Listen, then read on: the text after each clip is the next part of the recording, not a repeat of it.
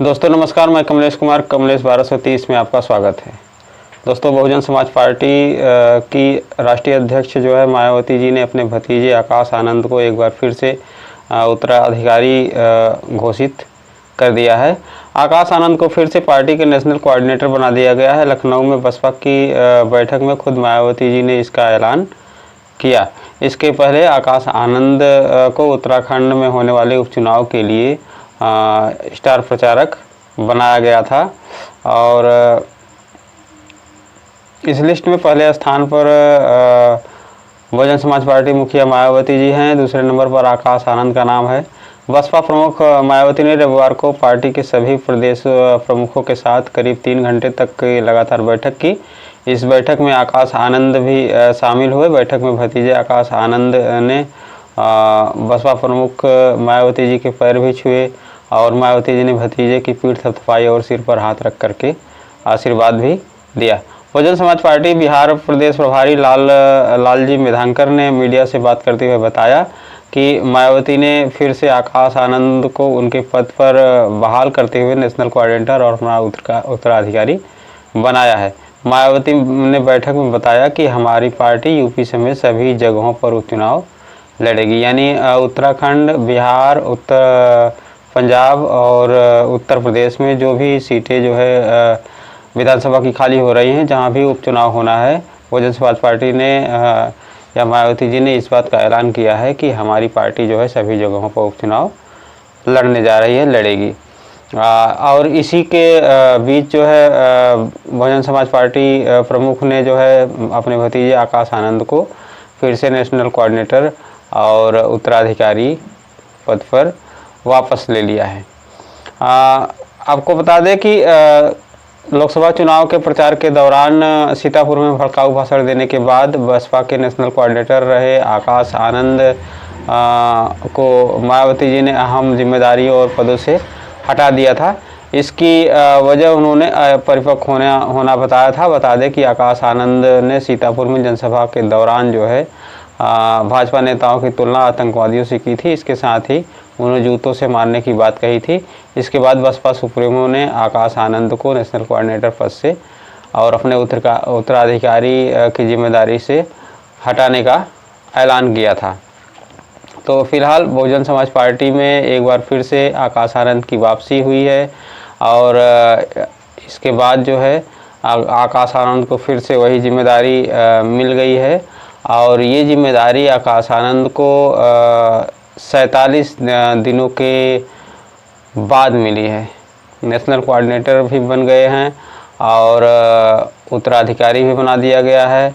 रविवार 23 जून को बसपा के राष्ट्रीय कार्यकारिणी की बैठक में बहन जी ने इसका ऐलान किया है। आकाश भी बैठक में शामिल रहे और बसपा प्रमुख ने कहा कि आकाश मेरे एकमात्र उत्तराधिकारी रहेंगे। मुझे उम्मीद है कि अब यह परिपक्व नेता के रूप में जरूर उभरेंगे। पार्टी के लोग भी इनका हौसला बढ़ाएंगे ताकि आकाश आगे चलकर मेरी उम्मीदों पर खरा उतरे।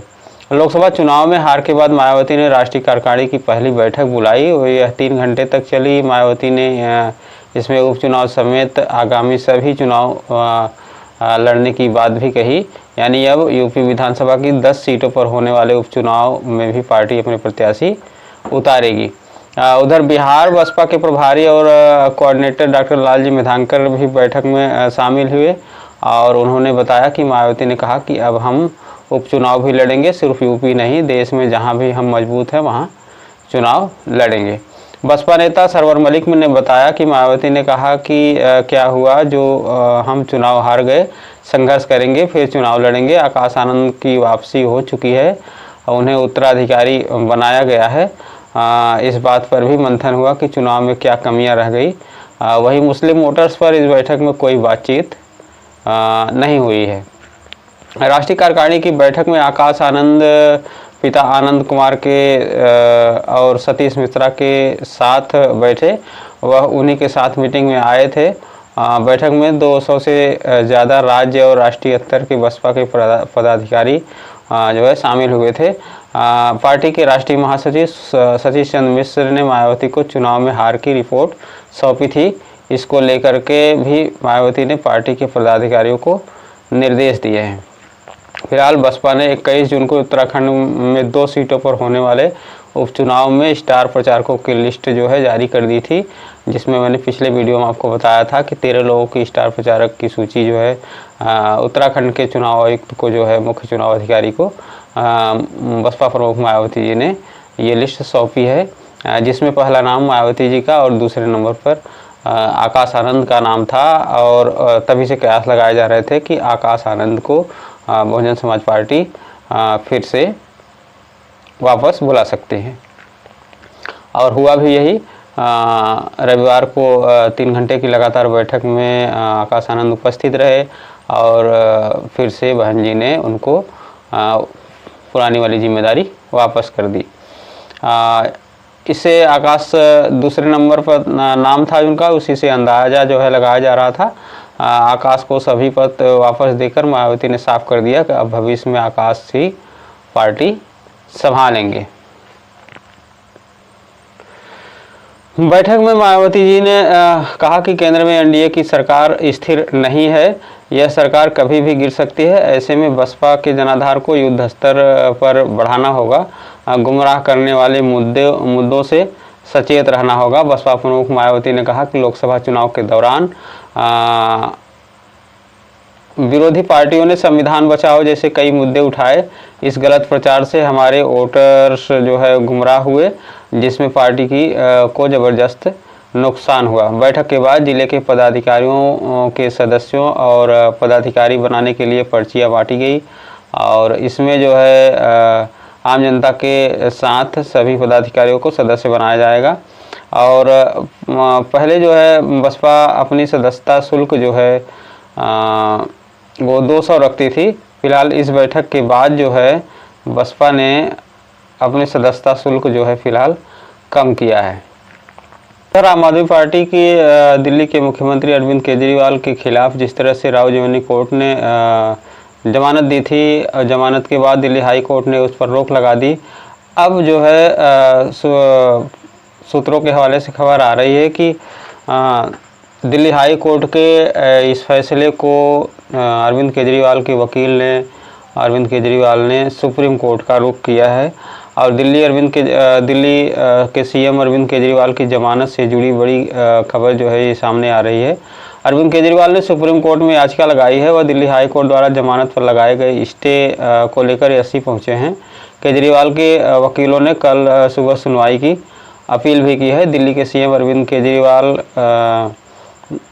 एससी पहुंचे हैं और कल सुनवाई की इसकी अपील की गई। सीएम केजरीवाल की ओर से दायर याचिका में कहा गया है कि जमानत आदेश पर रोक लगाने के लिए हाई कोर्ट का तरीका कोर्ट द्वारा निर्धारित कानून के स्पष्ट आदेश के विपरीत है और यह उस बुनियादी मौलिक सीमा का उल्लंघन करता है जिस पर हमारे देश में जमानत के कानून आधारित हैं।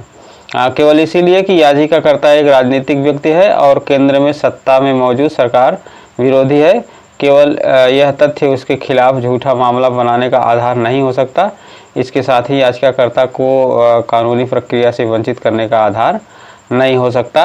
ये सुप्रीम कोर्ट में केजरीवाल के वकील ने कहा है और इसी पर एक याचिका जो है दायर की गई है अरविंद केजरीवाल की तरफ से, जो कि दिल्ली हाई कोर्ट के उस रोक के खिलाफ है। अब देखना है कि सुप्रीम कोर्ट में इस याचिका पर क्या सुनवाई होती है। फिलहाल हमारी निगाहें इस पर बनी रहेगी, जैसे ही कोई अपडेट आएगी आप तक ज़रूर पहुंचाई जाएगी। फिलहाल इस वीडियो में इतना ही। यदि हमारे चैनल को सब्सक्राइब नहीं किए हैं, सब्सक्राइब करके बेल आइकन ज़रूर दबाएं। तब तक के लिए नमस्कार।